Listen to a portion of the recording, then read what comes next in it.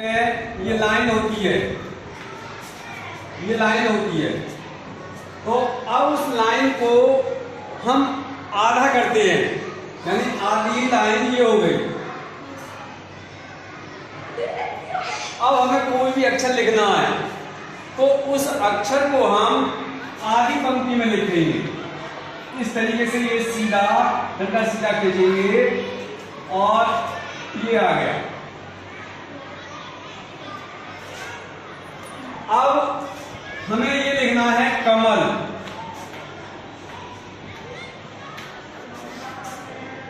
तो देखिए अब ये आया मैं, तो मैं को भी हम इसी पंक्ति में इसी प्रकार लिखेंगे। तो नीचे वाली ये नीचे नहीं जाना चाहिए वरना ये गलत हो जाएगा, यानी इसकी बिल्कुल सीधी रेखा और फिर ले,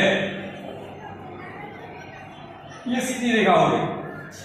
आधी से नीचे नहीं निकलना चाहिए कोई भी। अब हमें सिरों रेखा खींचनी है। सिरों रेखा होती है ये वाली ऊपर वाली। तो इस सिरों रेखा को हम अब देखिए जैसे हमने ये अक्षर बनाए आपके, ये अक्षर बनाए।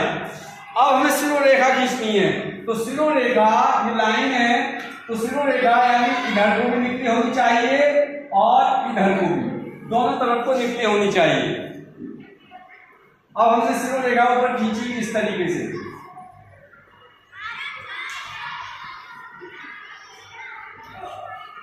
दोनों तरफ को बराबर है।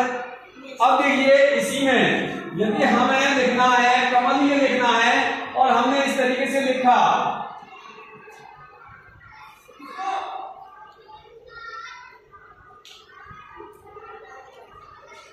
तो ये हमारा गलत है और हमने ये लाइन इस तरीके से खींच दिए, तो ये हमारा गलत लिखा गया। अब गलत कैसे लिखा गया?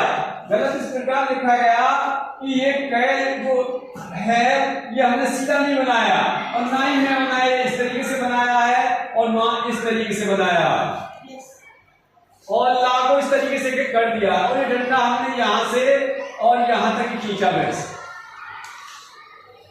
जिस प्रकार के हमारे बाल होते हैं, यदि हम बालों को संवारेंगे तो देखने में कैसे लगेंगे? खराब लगेंगे ना। उसी प्रकार ये लेख है। अब हमें दोबारा लिखना है तो देखिए का बनाएंगे, सीधा डंडा खींचेंगे, मा ला, सीधा डंडा। अब इसको सिरों रेखा को हम यहां से और यहां तक खींचनी है। ये ऊपर सिरों रेखा बोलते हैं इसको। तो ये हमने सिरों रेखा खींच दी।